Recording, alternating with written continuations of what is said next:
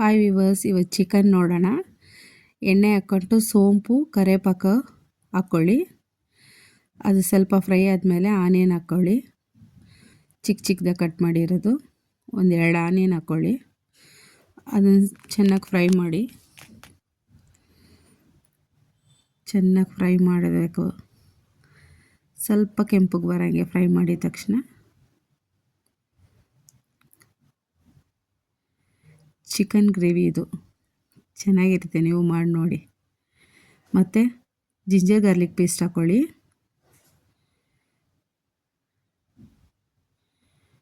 ಒಂದು ಸ್ಪೂನ್ ಮನೇಲಿ ಮಾಡಿರೋದೇ ಇದು ಹಾಕ್ಕೊಂಡು ಚೆನ್ನಾಗಿ ಕಲಸಿ. ಆನಿಯನ್ ಫ್ರೈ ಆದಮೇಲೆ ಅದು ಹಾಕಿದ್ರೆ ಅಂಟ್ಕೊಳ್ಳೋದಿಲ್ಲ. ಆಮೇಲೆ ಟೊಮೆಟೊ, ಇದು ವಿಡಿಯೋ ನಾನು ಒಬ್ಬಳೇ ಇಟ್ಕೊಂಡು ಮಾಡ್ತಿದ್ದೀನಿ, ಸ್ವಲ್ಪ ಹಂಗೀಗಿದ್ರೆ ಅಡ್ಜಸ್ಟ್ ಮಾಡ್ಕೊಳ್ಳಿ. ಟೊಮೆಟೊನ ಚೆನ್ನಾಗಿ ಫ್ರೈ ಮಾಡ್ಕೊಳ್ಳೋಣ.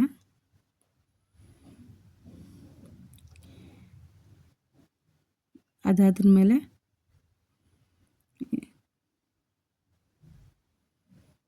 ಎಲ್ಲ ಪುಡಿ ಮಿಕ್ಸ್ ಮಾಡಿರೋದು, ಧನಿಯಾ ಪುಡಿ, ಜೀರಿಗೆ ಪುಡಿ, ಮತ್ತು ಮೆಣಸಿನ್ಕಾಯಿ ಪುಡಿ, ಅರಿಶಿನ ಪುಡಿ, ಮನೇಲಿ ಮಾಡಿರೋ ಗರಂ ಮಸಾಲ ಎಲ್ಲ ಕಲಸಿ ಇಟ್ಟಿದ್ದೀನಿ. ಅದರಲ್ಲಿ ಏನು ನಾವು ಮನೇಲಿ ಮಾಡ್ತೀವೋ ಆ ಪುಡಿಗಳನ್ನೇ ಕಲಸಿ ಹಾಕಿರೋದು. ಪೆಪ್ಪರ್ ಜೀರಿಗೆ ಮಾತ್ರ ಸ್ವಲ್ಪ ಎಕ್ಸ್ಟ್ರಾ ತೊಗೊಂಡಿದ್ದೀನಿ ಪೌಡ್ರ್ ಮಾಡಿಕೊಂಡು. ಅದನ್ನು ಸ್ವಲ್ಪ ಚೆನ್ನಾಗಿ ಫ್ರೈ ಮಾಡ್ಕೊಳ್ಳಿ.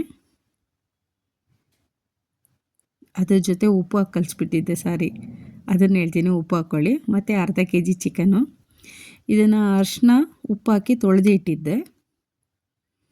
ಚೆನ್ನಾಗಿ ಅದೆಲ್ಲ ಹೋಗ್ಬೇಕಲ್ಲ, ಚೆನ್ನಾಗಿ ತೊಳೆದಿಟ್ಟಿದ್ದೆ. ಸ್ವಲ್ಪ ಎಣ್ಣೆ ಎಲ್ಲ ಚೆನ್ನಾಗಿ ಮಿಕ್ಸ್ ಮಾಡಿಕೊಂಡು ಆ ಮಸಾಲೆ ಎಲ್ಲ ಹತ್ಕೊಳ್ಳೋವರೆಗೆ. ಈ ಚಳಿಗಾಲದಲ್ಲಿ ಚೆನ್ನಾಗಿರುತ್ತೆ.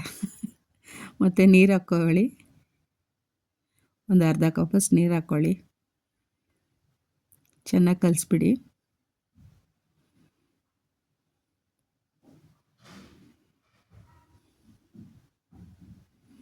ಕುದೀಲಿ,